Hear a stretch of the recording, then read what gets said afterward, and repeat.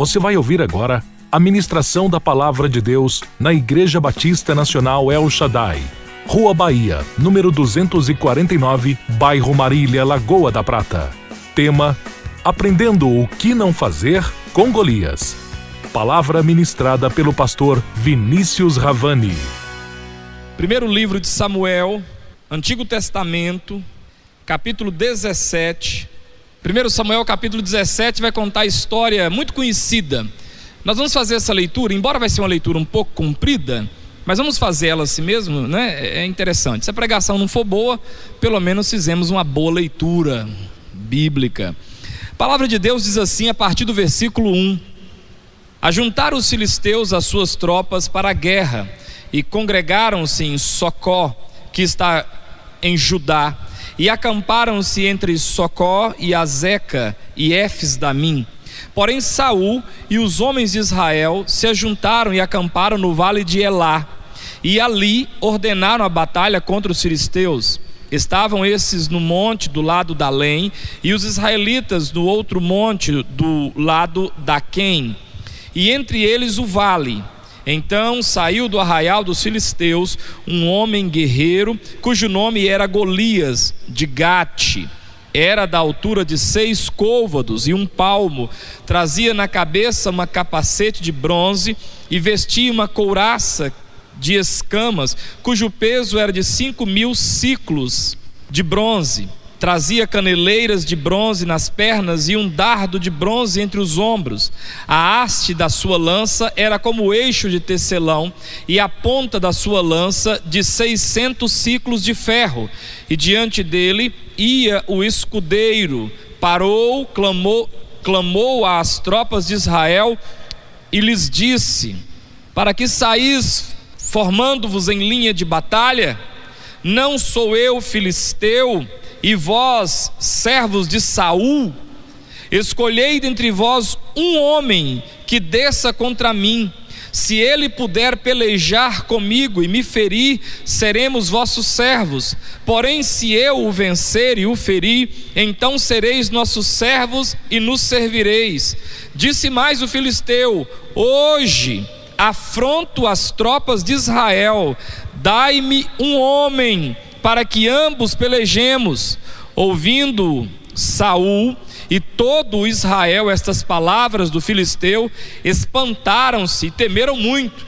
Davi era filho daquele efrateu de Belém de Judá, cujo nome era Jessé, que tinha 8 filhos nos dias de Saul. Era já velho e adiantado em anos entre os homens. Apresentaram-se os 3 filhos mais velhos de Jessé a Saul e o seguiram à guerra. Chamavam-se Eliabe, o primogênito, o segundo Abinadab e o terceiro Samá. Davi era o mais moço. Só os 3 maiores seguiram Saul. Davi, porém, ia a Saul e voltava para apacentar as ovelhas de seu pai em Belém. Chegava-se, pois, o filisteu pela manhã e à tarde, e apresentou-se por 40 dias. Disse Jessé a Davi seu filho: leva, peço-te para teus irmãos uma eifa desse trigo tostado e estes 10 pães, e corre a levá-los ao acampamento a teus irmãos. Porém esses 10 queijos leva-os ao comandante de 1000, e visitarás a teus irmãos a ver se vão bem, e trarás uma prova de como passam. Saul e eles e todos os homens de Israel estão no vale de Elá, pelejando contra os filisteus. Davi, pois, no dia seguinte se levantou de madrugada, deixou as ovelhas com um guarda, carregou-se e partiu como Jessé lhe ordenara. E chegou ao acampamento quando já as tropas saíram para formar-se em ordem de batalha, e a gritos chamava a peleja. Os israelitas e filisteus se puseram em ordem, fileira contra fileira. Davi, deixando o que trouxera aos cuidados da guarda da bagagem, correu à batalha e chegando perguntou a seus irmãos se estavam bem.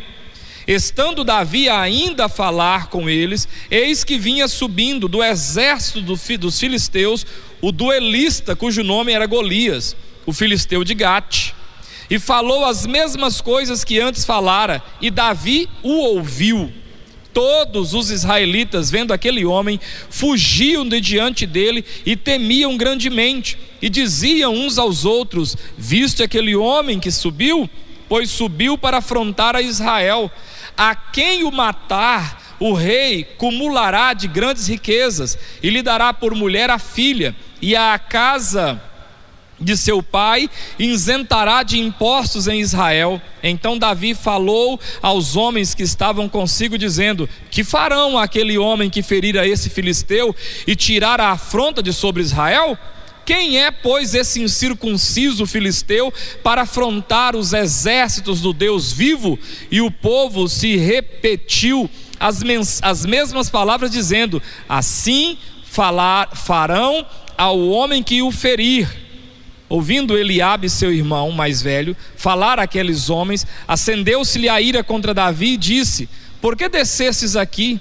E a quem deixastes aquelas poucas ovelhas no deserto? Bem conheço a tua presunção e a tua maldade. Descesses apenas para ver a peleja. Respondeu Davi: que fiz eu agora? Fiz somente uma pergunta. Desviou-se dele para outro e falou a mesma coisa, e o povo lhe tornou a responder como dantes. Ouvidas as palavras que Davi falara, anunciaram-nas a Saul, que mandou chamá-lo. Davi disse a Saul: não desfaleça o coração de ninguém por causa dele. Teu servo irá e pelejará contra o filisteu. Porém Saul disse a Davi: contra o filisteu não poderás ir para pelejar com ele, pois tu és ainda moço, e ele guerreiro desde a mocidade. Respondeu Davi a Saul: teu servo apacentava as ovelhas de seu pai, quando veio um leão ou um urso e tomou um cordeiro do rebanho. Eu saí após ele e o feri, e livrei o cordeiro da sua boca. Levantando-se ele contra mim, agarrei-o pela barba e o feri e o matei. O teu servo matou tanto o leão como o urso. Esse incircunciso filisteu será como um deles, porquanto afrontou os exércitos do Deus vivo. Disse mais Davi: o Senhor me livrou das garras do leão e das do urso. Ele me livrará das mãos desse filisteu. Então disse Saul a Davi: vai-te, e o Senhor seja contigo. Saul vestiu a Davi da sua armadura, e lhe pôs sobre a cabeça um capacete de bronze, e o vestiu de uma couraça. Davi cingiu a espada sobre a armadura e experimentou andar, pois jamais a havia usado. Então disse Davi a Saul: não posso andar com isso, pois nunca o usei. E Davi tirou aquilo de sobre si, tomou o seu cajado na mão e escolheu para si 5 pedras lisas do ribeiro, e as pôs no alforje de pastor que trazia, a saber, no surrão, e lançando mão da sua funda, foi-se chegando ao filisteu. O filisteu também vinha chegando a Davi, e o seu escudeiro ia diante dele. Olhando o filisteu e vendo a Davi, o desprezou, porquanto era moço ruivo de boa aparência.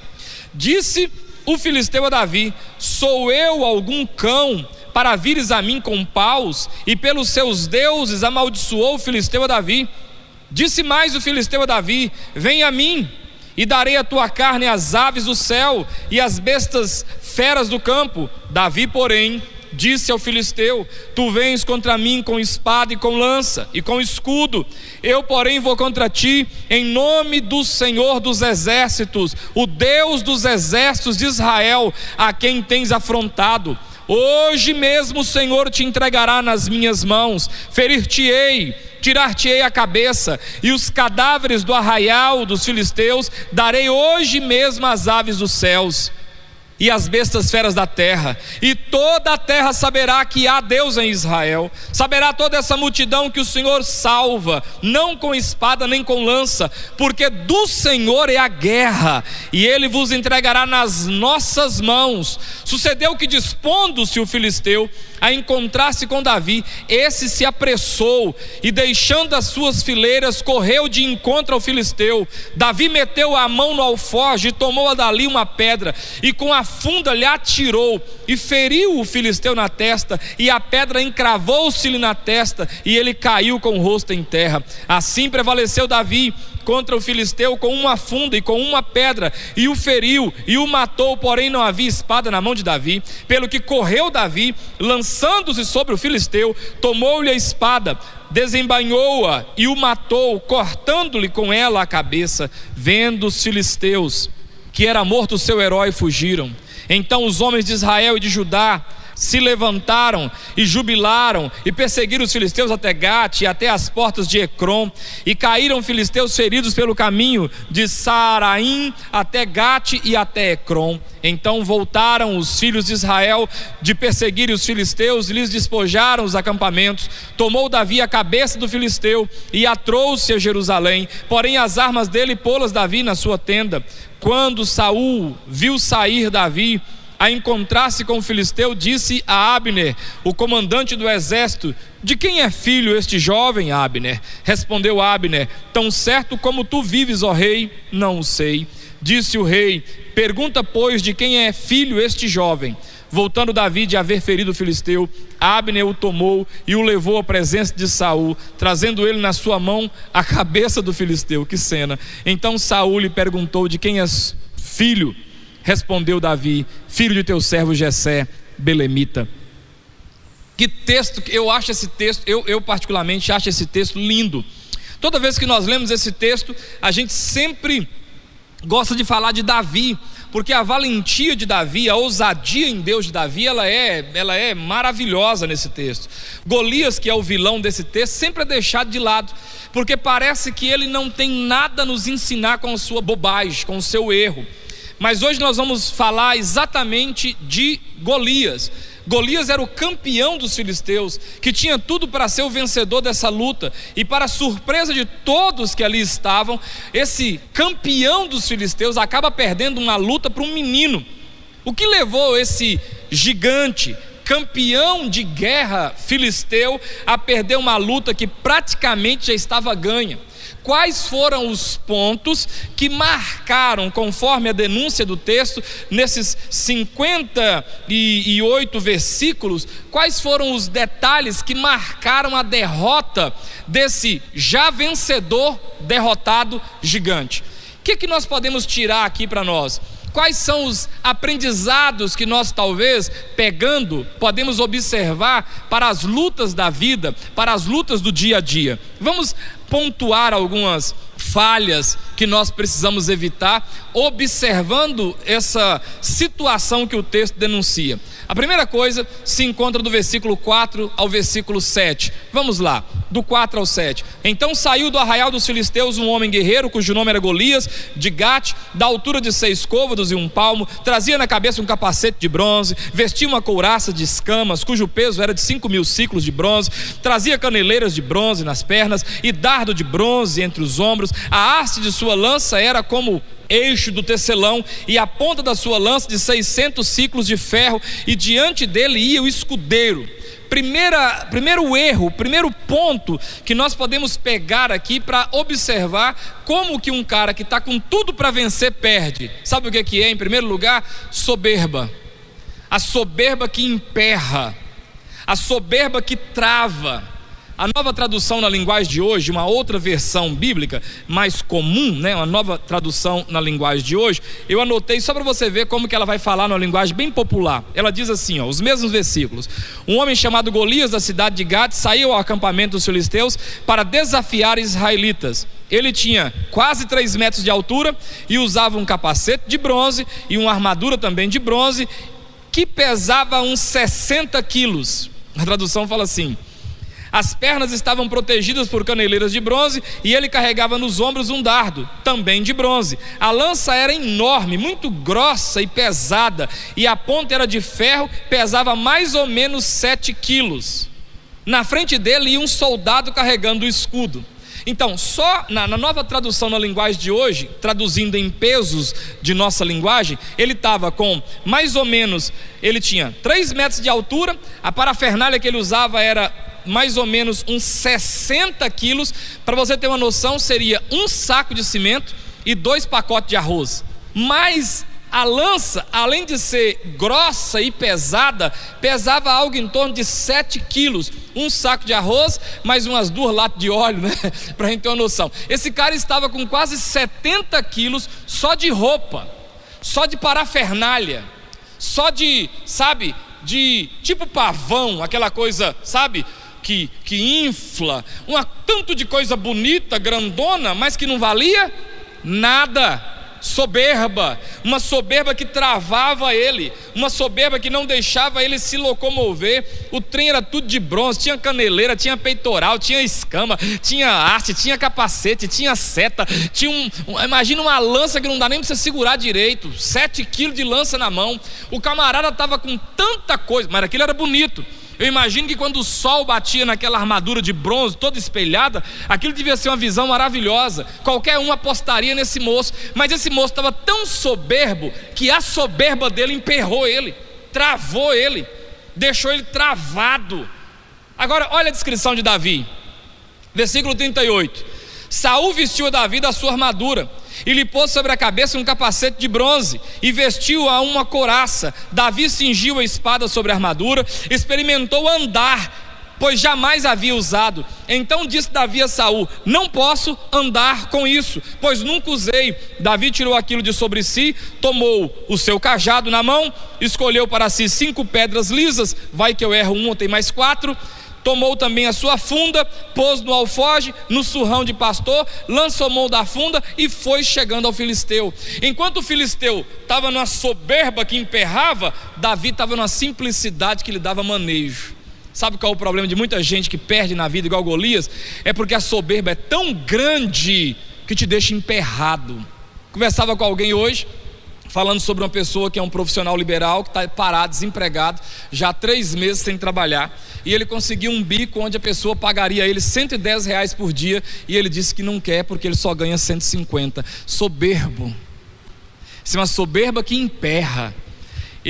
Meu dia é 150, mas eu estou 3 meses sem trabalhar, estou com família já passando precisão, eu faço por 70 se for preciso. Quem está entendendo o que eu estou dizendo? Eu sou formado, tenho curso superior, trabalho no escritório, no ar-condicionado, mas as portas fecharam-se de uma forma tão terrível que eu não estou conseguindo. Não, eu vou virar concreto na rua, no asfalto, na enxada, sem problema nenhum. A soberba é que faz perder. A roupa do camarada não deixava nem ele andar direito. Como é que você se movimenta com uma roupa de 60 quilos no couro? O trem está entrando nas pernas, o trem tudo travado. Meu Deus do céu, o suor, esse tanto de couro agarrado na pele. Davi experimentou. Saul falou: veste que fica bonito. Davi falou: fica bonito, mas não funciona. Fica bonito, mas eu não dou conta. Eu vou lutar com um cara que tem 3 vezes ou 4 vezes o meu tamanho. O cara é experiente, eu tenho que ter pelo menos mobilidade para correr desse cara. Agora eu vou vestir uma armadura, aí eu vou chegar lá todo bonitão, né? Mas esse trem tudo, se me der vontade de fazer xixi, como é que eu faço com essa armadura? Até que eu arranco esse trem fora. Mas o Golias, aquele tudo bonito, aquele trem todo iluminando, batendo no sol, dando aquele reflexo, parecendo assim um jegue cigano. Não está dando conta de andar, não está dando conta de movimentar, mas é assim, é que é bonito.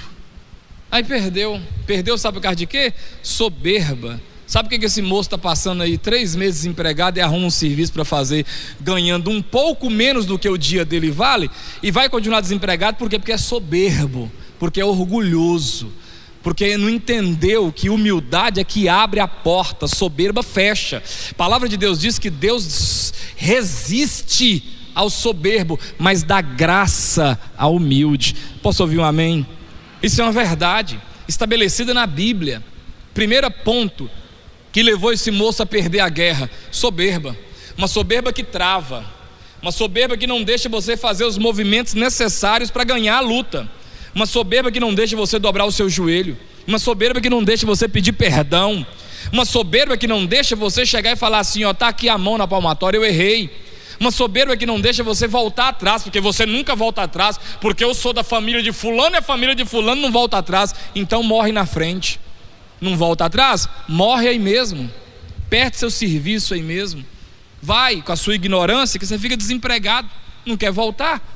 Segundo, versículo 8 ao versículo 10, parou, chamou as tropas de Israel e disse-lhes: para que saís, formando-vos em linha de batalha? Não sou eu filisteu e vós servos de Saul? Escolhei dentre vós um homem que desça contra mim, se ele puder pelejar comigo e ferir, seremos vossos servos, porém se eu o vencer e o ferir, então sereis nossos servos e nos servireis. Disse mais o filisteu: hoje afronto as tropas de Israel, dai-me um homem para que ambos pelejemos. Sabe qual foi o segundo motivo que levou esse homem a perder? E é um motivo que leva muita gente que tem tudo para ganhar a perder: falou demais, contou muita vantagem.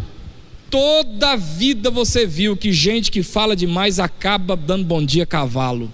Conversa demais, conta vantagem demais, é muito, porque é comigo, porque eu chego, que eu faço, que eu aconteço. Aqui ó, cadê, não tem homem em Israel não? Cadê, falta, cadê? Vem aí um só. Aí foi um menino, matou ele. Vocês estão entendendo?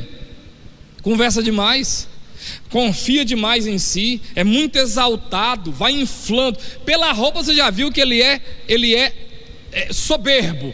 Pela fala você percebe que ele conversa muito, conversa demais. Pessoa conversou demais, pode saber, não está com nada na sacola.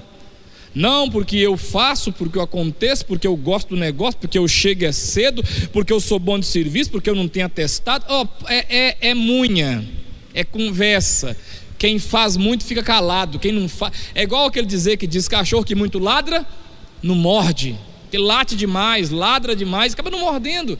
Esse camarada levantava, 2 vezes por dia durante 40 dias. Quantas afrontas ele fez?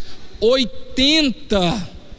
Ele foi 2 vezes por dia durante 40 dias. Você imagina o que é um homem levantar mais de 30 dias para ficar afrontando, para no final ir lá e apanhar do menino, perder a cabeça para um menino de 16, 17 anos. Sabe o que levou esse homem a perder? Conta vantagem demais. Você conhece alguém que conta muita vantagem no final só dá na cara, só toma na cara?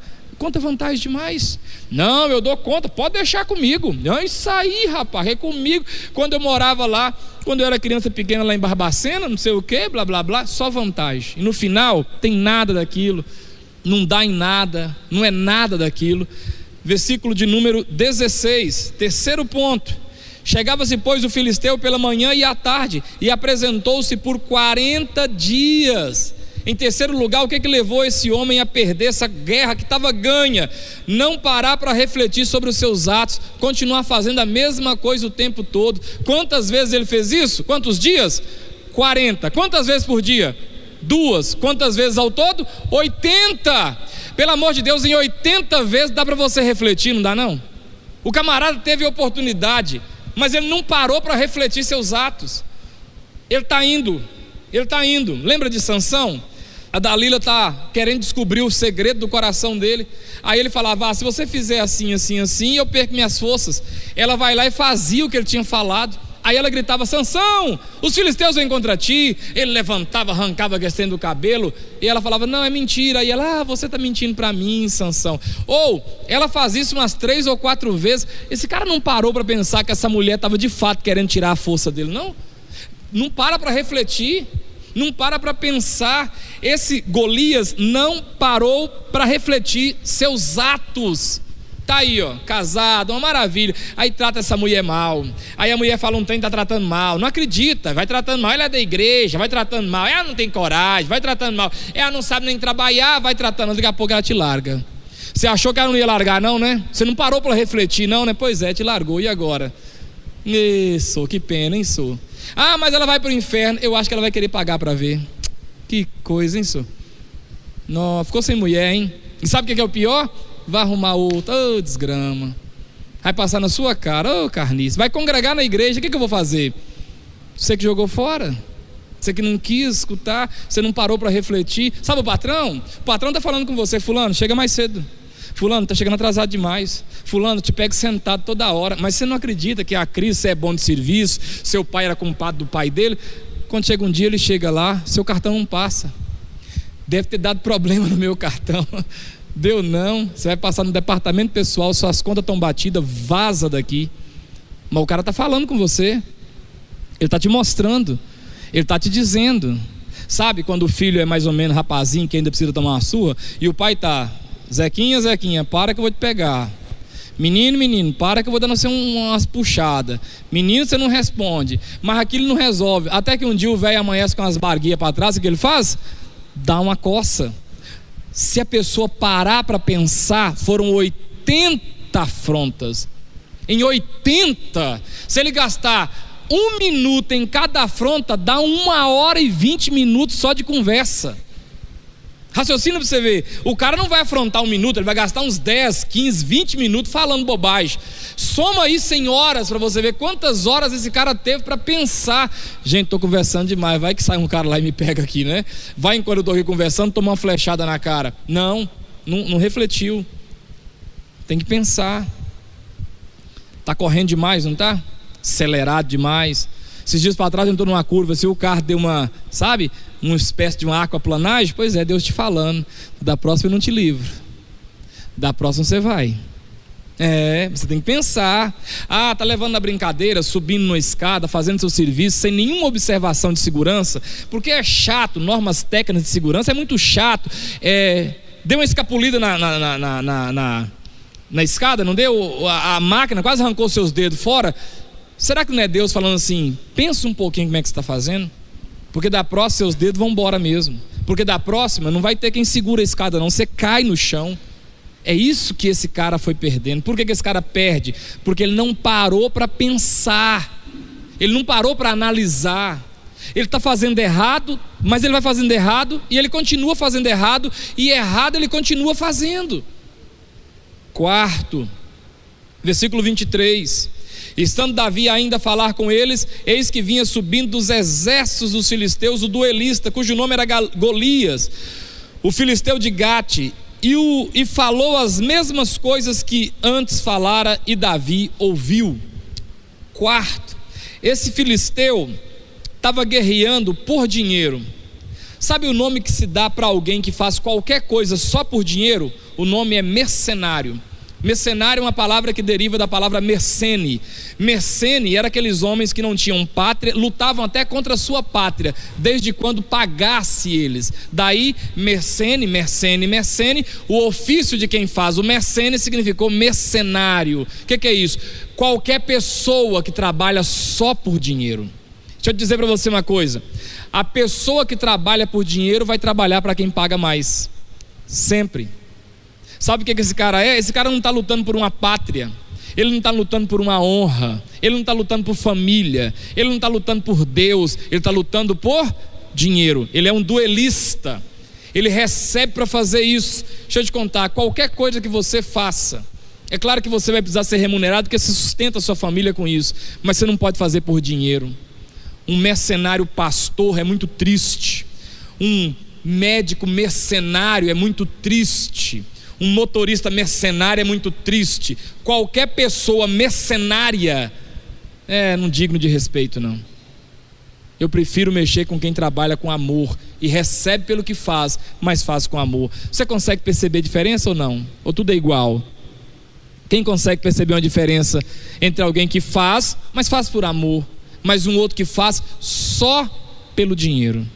É mais ou menos um cara que está aqui, trabalhando na sua casa, fazendo ali uma construção, e de repente tem uma maceira, mas está faltando agora meia hora para as 4h30 mais ou menos, e ele, não, arruma um buraco aí e joga essa concreta aí, arruma um buraco e joga essa massa fora. Quem gostaria de um profissional desse trabalhando na sua casa?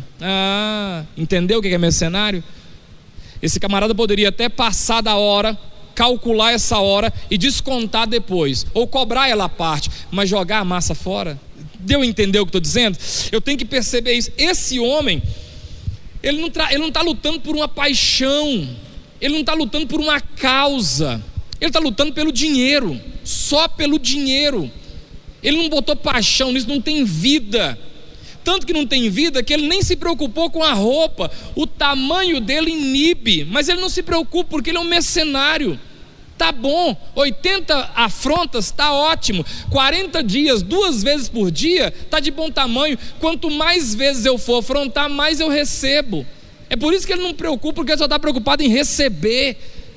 E aí, ele só acho que ele nem recebeu o dinheiro, porque Davi matou ele antes. Quinto, versículo 42, quem está entendendo diz amém? Aplica isso aí, vamos aprender. Olhando o filisteu e vendo a Davi, o desprezou porquanto era moço, ruivo e de boa aparência. Sabe o que levou esse homem a perder também essa batalha? Menosprezar as pessoas pela aparência. Olhou para Davi, era um menino, aqui ó, olhando o filisteu e vendo Davi, o desprezou. Por que ele desprezou? Porque era moço, ruivo e era um moço de boa aparência, mocinho com a pelezinha sardentinha. Olhou e falou: esse pivete desprezou. Só que ele não sabia que ele estava diante do cara pequeno que ia matar ele. Sabe qual é o problema aqui? Desprezar pela aparência. Eu já vi muita história da sogra que olha para o genro, o namorado que a filha arrumou, e olha e fala assim: não, você vai casar com esse perrapado? Você vai casar com esse pretinho aí? Você vai casar com... pelo amor de Deus. E aí faz igual sua irmã, só. Olha o homem que sua irmã arrumou. E aí o tempo passa, o tempo voa, e aquele que era o feiozinho acaba ficando o melhor genro, e aquele que era o mais lindo, o casamento não dura meses, não dura anos. Sabe por quê? Você ficou desprezando pela aparência, você olhou e menosprezou. E aí quantas histórias nós temos de gente que foi menosprezada pela aparência. Sabe o que acontece? Olha para os outros e despreza, que aí você vai ser surpreendido. Quantas pessoas já quebraram a cara com isso? Faz igual Golias, perde uma batalha porque olhou e desprezou. Eu já vi história demais disso, de gente que olha para o outro e despreza, gente que olha para o outro e diz: isso não vai dar nada. Pois é, cuidado. Sabe por que Golias perde essa guerra? Porque olha para Davi e despreza. Eu ficaria com medo. Por que esse menino está com tanta coragem de vir lutar com um monstro igual eu? O que esse menino tem que eu não sei? Por que esse bichinho está com essa coragem da peste? Esse trem deve ser jiu-jiteiro que não pode. O que está vindo me pegar aqui? Eu morro de medo desse. Não, olhou para o menino e falou: essa porqueira aí, tem homem não? Tem homem não? Pois é nessa é que muita gente quebra a cara. Pois esse genro que você acha que não vai dar nada, talvez é o genro que vai cuidar de você na velhice, e os seus filhos não vão cuidar. Tem que pensar nisso. Vocês estão entendendo, irmãos? Isso faz perder. Não despreza. E eu vou te contar uma coisa: quem já foi desprezado aqui na vida? Levanta a mão para mim, bem alto assim. Vou te contar uma coisa aqui, ó. Quem já foi desprezado, diga se eu estou mentindo. Irmãos, não tem coisa pior que dói tanto igual alguém te desprezar. Verdade ou mentira? Quem concorda comigo? Quem já foi desprezado sabe isso. Alguém desprezar você porque às vezes você não é filho de uma família nuclear. Alguém desprezar você porque você tem um pouquinho mais de tinta na cor, como se essa tinta na sua cor resolvesse alguma coisa aqui dentro. Alguém achar que porque é um pouquinho mais branco do que você, como se ser branco fosse alguma vantagem. Vocês têm que ficar usando protetor solar, tem toda uma frescura, como se isso fosse vantagem, como se isso fosse pedigree. Isso dói demais. Você olhar para uma pessoa que tem um defeito físico que é involuntário da parte dela. Ela não quis ter um braço curto, ela não quis ter uma perna torta. Ou você acha que ela quis: gente, eu acho que eu sou tão bonito, eu queria ter uma perna torta. É assim? Eu sou tão bacana, eu queria dar um derrame e entortar o braço aqui para trás, que eu acho bonito. Não, a pessoa não é assim porque quer. E aí você vê o outro desprezando. Eu não sei se você viu, saiu nos jornais, você deve ter visto sim, uma mulher endemoniada, filho de Beelzebul, que tem eu não sei os nomes, tem uns artistas aí, não sei, de filme, uma mulher loura, dos olhos azulzinho, um cara também bonito, e eles adotou uma menina da África, uma mocinha da... Quem viu? Como é que chama o pessoal? Galeaço e Titi, a menininha, e o pai, isso aí, Beck.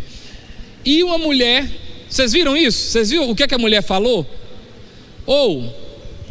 Não dá para acreditar que exista uma pessoa sadia, falar umas barbaridades de uma criança. Irmãos, criança.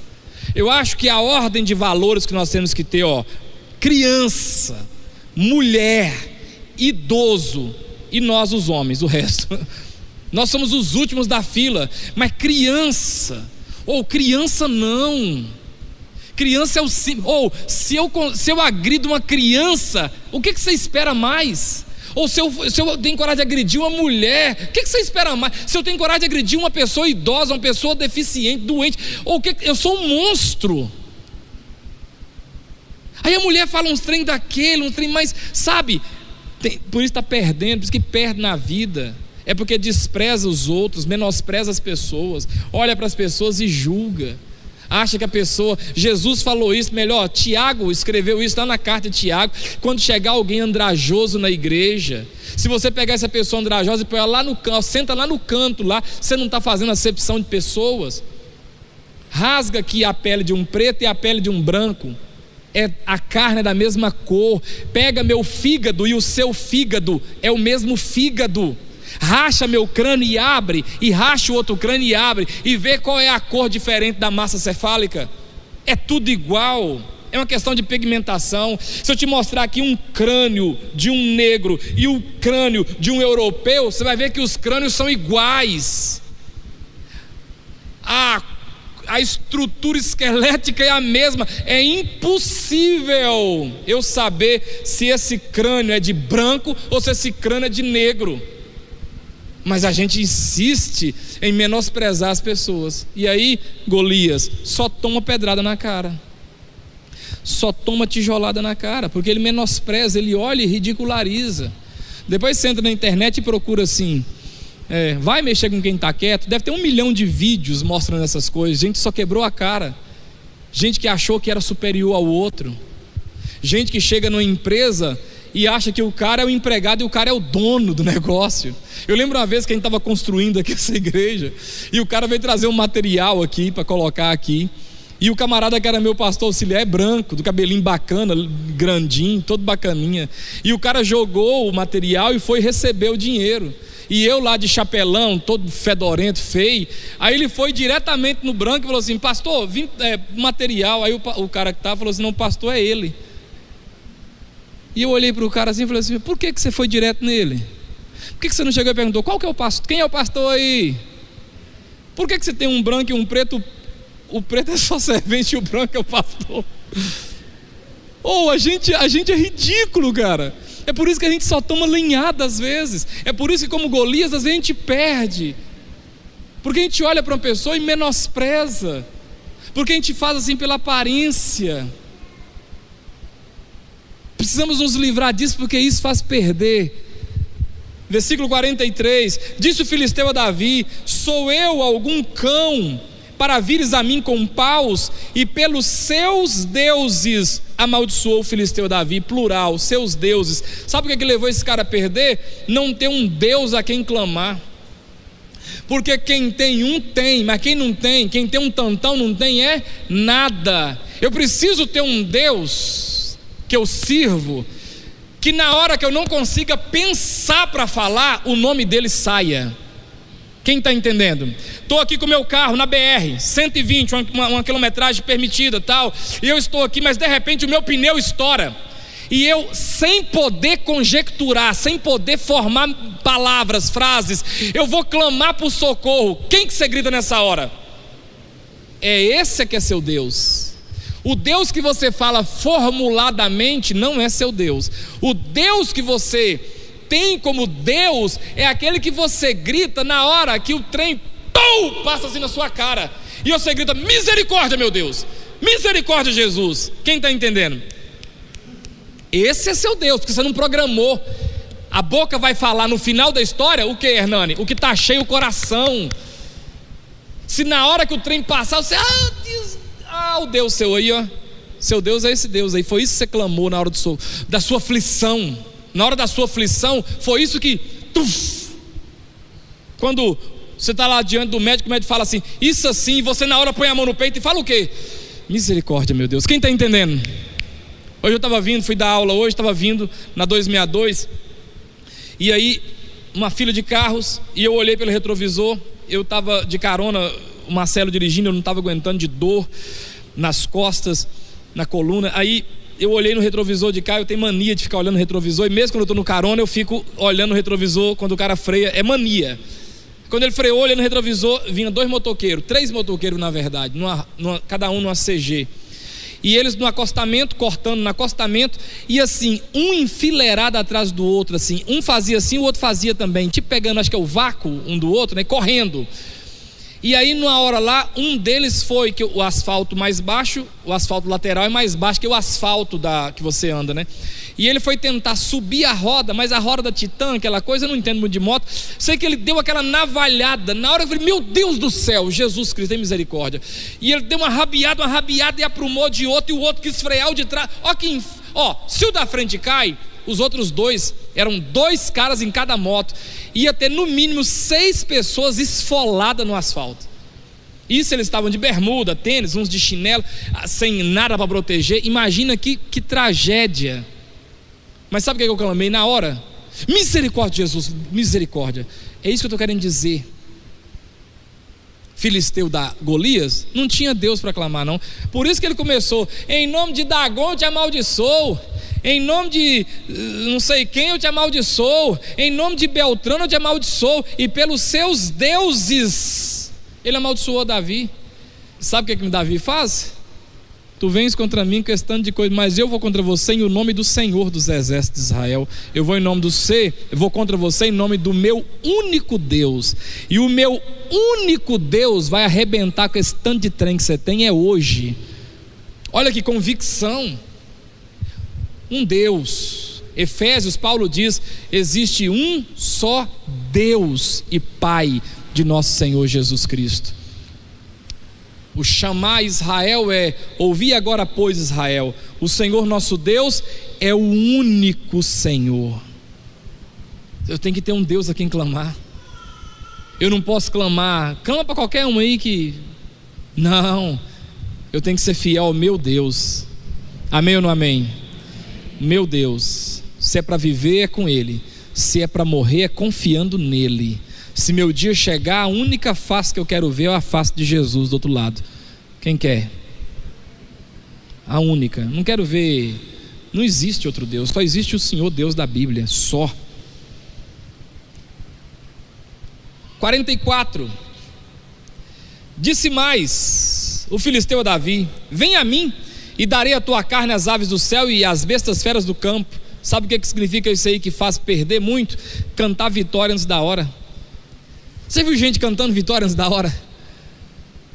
Não, agora chegar lá, vou fazer assim e vou e não sei o que lá. Olha o que a Bíblia diz: ó vós que dizeis, Tiago, eu vou, olha, prepotência, eu vou a tal lugar, farei negócio, ganharei dinheiro, ficarei tantos dias assim, assim, assim. Aí o texto diz: isso é jactância, isso é arrogância. Antes devieis dizer, como é que devieis dizer? Se Deus quiser, se Deus abençoar, se for da vontade de Deus, eu vou a tal lugar, e eu vou comprar, e eu vou fazer, e eu vou vender, e eu vou me dar bem. Mas você não pode ter essa cantar vitória antes da hora.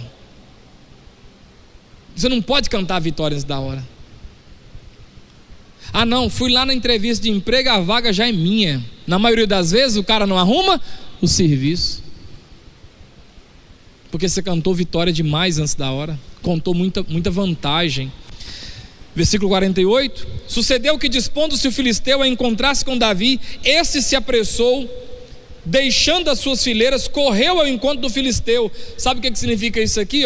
Guerrear sem amor, guerrear guerrear só por dinheiro. Presta atenção, quando o filisteu se dispôs, Davi correu para cima. Quando o filisteu, olha os termos: sucedeu que, dispondo-se o filisteu a encontrar com Davi, esse se apressou. Enquanto o filisteu ajeitou e fez menção de ir, Davi correu para cima. A diferença desse cara para Davi é que Davi está fazendo negócio com amor, com ardor no coração. E quando você faz com amor, você faz com garra, você faz é para valer. você vai para cima mesmo com sangue no zóio. Ele nem estava botando fé. Ele nem estava botando fé nisso não. Ele ficou aquele corpo mole. Ele não guerreou com amor. Ele guerreou esse trem sem convicção, sem fé. Isso aqui é muito fácil. Você vê uma pessoa que faz um negócio sem fé, é ruim demais. Agora você vê uma pessoa que está fazendo um negócio com gosto. Dá gosto de você ver a disposição da pessoa para fazer a coisa. Imagina um médico que vai te operar, mas você chega antes dele te dopar lá para desacordar para fazer a operação. Você está ali preparado na maca, ele chega com aquela roupa de médico e ele te passa uma confiança. Pois é, Vinícius, vai dar tudo certo, viu? Estamos aí com a equipe, aí tudo preparado. Estamos preparados. Quem está entendendo o que eu estou dizendo? Doutor, você vai me operar e o que o senhor acha? Sei não, viu? Garanto nada. Você está doido? Você não vai mexer comigo não, oa. Mas não, fica tranquilo. Se Deus quiser, estamos preparados, estudamos o seu caso, passamos um momento aqui já se preparando, né? Tá tudo certo. Você vai acordar e esse negócio aí já foi retirado, vai estar tudo bem. Aí você acorda depois daquele tempo de cirurgia. E aí, doutor, como é que eu estou? Você está ótimo, a cirurgia foi um sucesso, deu tudo. Quem está entendendo o que eu estou dizendo? Deu tudo bem. Aí você lá dentro da alma assim, graças a Deus. Porque o cara foi guerrear, foi fazer o serviço dele com alegria, dá gosto de você ver. Versículo 51. Pelo que correu Davi e lançando-se sobre o filisteu, tomou-lhe a espada, desembainhou-a e o matou, cortando-lhe a cabeça com ela. Vendo os filisteus que era morto o seu herói, fugiram. Sabe o que acontece aqui? Baixar as defesas pela autoconfiança. O cara estava tão confiante que com um tapa ele derrubava Davi, que ele nem fez o quê? Nem tirou a espada. Você está vendo como é que o cara está prepotente? Ele nem puxou a espada. Ele foi lutar com Davi e a espada estava na bainha ainda. Davi é que arranca a espada da bainha dele. Olha que coisa, irmãos. Se é para cair, vou cair derrubando. Se é para morrer, vou morrer matando. Igual Sansão, morra eu e morra os inimigos. Se é para fazer, vou fazer lutando. Não. Estou doente? Então se é para morrer doente, vou morrer querendo curar. Vou morrer lutando. Não vou me entregar. Não, tá bom demais, 40 anos. Não, vou lutar contra esse trem. Eu vou caçar médico, eu vou me submeter, vou chorar o que eu tiver de chorar, vou pedir a Deus, vou implorar ao Senhor. Eu vou fazer o que... Quem está entendendo o que eu estou dizendo? Tem que tomar esse remédio, eu vou tomar esse remédio. Ele é ruim, ele dói, mas eu vou tomar esse trem. Tem que perder peso, eu vou perder peso. Nem que eu perca 1 grama por ano, mas eu vou perder esse trem. É para cair, cai guerreando, só. Quem está entendendo o que eu estou dizendo? Não posso, aí me entrego. Não, o camarada nem arrancou a espada. Imagina o cara morrer com a espada na cintura. E isso não foi a traição não, foi indo. Ele foi com tanta displicência que ele nem tirou a espada não, com a pedra na cara. Ele nem viu o cara dando a pedrada nele. Tanta autoconfiança. A autoconfiança foi tão grande, que ele nem se preparou para lutar, só. Quando ele acordou, já estava no inferno. Não, assim não. Se é para morrer, essa espada tem que menos bater em alguma pedra. Menos na primeira eu tinha que tirar ela fora de mim, ó. Pelo menos na primeira eu tinha que negar. Quem está entendendo o que eu estou dizendo? Quem está entendendo o que eu estou dizendo? Não, bombar num concurso sem nem riscar a prova? Não, eu tenho que pelo menos estampar a caneta. Eu tenho pelo menos que colocar meu nome nessa prova. Eu tenho pelo menos que tentar. Quem está entendendo o que eu estou dizendo? Tá, eu vou perder, mas vou perder lutando. Eu vou perder, mas vou dar trabalho para você ganhar de mim. Eu vou perder, mas vou perder enfrentando. Não vou perder sem tentar. Não vou perder baixando as mãos. De jeito nenhum. Não, vou perder lutando. Vamos concorrer uma vaga, né? É nós 3, né? Pois é, irmão. Que vença o melhor, porque eu estou querendo ser o melhor. Eu quero essa vaga para mim. Eu vou fazer o meu melhor. Não, na entrevista eu vou fazer de tudo. Eu vou até orar a Deus para essa psicóloga ir com a minha cara. Não posso. Agora, não, tá bom, não vai nem tirar a espada da cintura. E último, 52. Então os homens de Israel e Judá se levantaram e jubilaram e perseguiram os filisteus até Gate, até as portas de Ecrom, e caíram filisteus feridos pelo caminho de Saaraim até Gate e até Ecrom. Sabe o que eu aprendo em último ponto? O que levou esse cara a perder? É porque ele esqueceu que a sua derrota afetaria diretamente outras pessoas. Sabe o que faz, irmãos? Uma mãe que o marido largou, criar os filhos com dignidade e ralar e levantar cedo, é saber que se ela desistir, os meninos se perdem. Quem está entendendo o que eu estou dizendo? Quem foi mãe e criou filho sozinho, o que fez ela ficar de pé, levantar, lutar com a vida? Porque ela pensa, eu estou fraca, eu estou cansada, eu estou doente, mas se eu cair aqui, esses meninos vão ser o que da vida? Então eu tenho que lutar, porque eu tenho que pelo menos ter o prazer de ver meus filhos, minhas filhas virar homem, virar mulher. Então nem que eu não posso perder. Tem coisa que eu acho, teve esses dias para trás uma luta bacana de uma mulher, duas mulheres, e elas duas lutaram, e uma ganhou. Aí foi fazer entrevista da que ganhou, e ela falou assim, eu sou professora, e eu estou comprando uma casa, e se eu perdesse essa luta, eu não conseguiria comprar a casa que eu estou olhando para colocar minha filha. Eu sou mãe solteira e professora, americana. E ela foi para lutar com a outra. Ela falou assim, eu tenho que morrer lutando, porque se eu perder eu não compro a casa. Quem está entendendo o que eu estou dizendo? Você tem que entender que da sua derrota outros serão derrotados. Isso te faz lutar, isso te faz levantar, isso te faz acordar cedo. Sabe, aquela mulher que está casada com um homem que nem merece ser o marido dela, mas sabe o que faz ela aguentar esse cara até ele morrer ou ela morrer? É os filhos.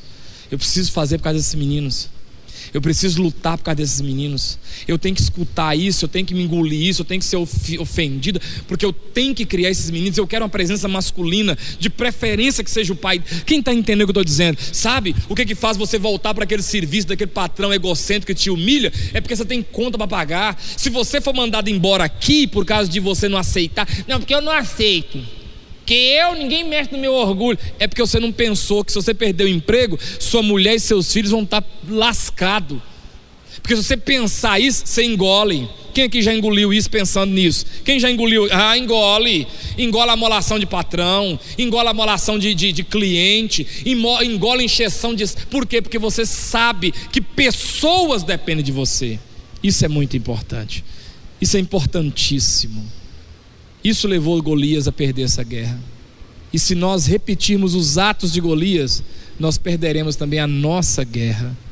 Vamos ficar de pé? Queridos, coloque a sua mão sobre o seu coração. Diga comigo, Senhor, eu ouvi uma palavra hoje, falando dos pontos que levaram Golias a perder uma batalha já ganha, já vencida. Não me permita, Senhor, repetir os mesmos erros que esse homem repetiu. Me ajuda a colocar em prática as falhas que ele teve, que eu acerte, que eu coloque em prática esse aprendizado de hoje, para que eu possa vencer as lutas que eu tenho que vencer. Em nome de Jesus é que eu oro, amém. Dê uma salva de palmas ao nosso Deus.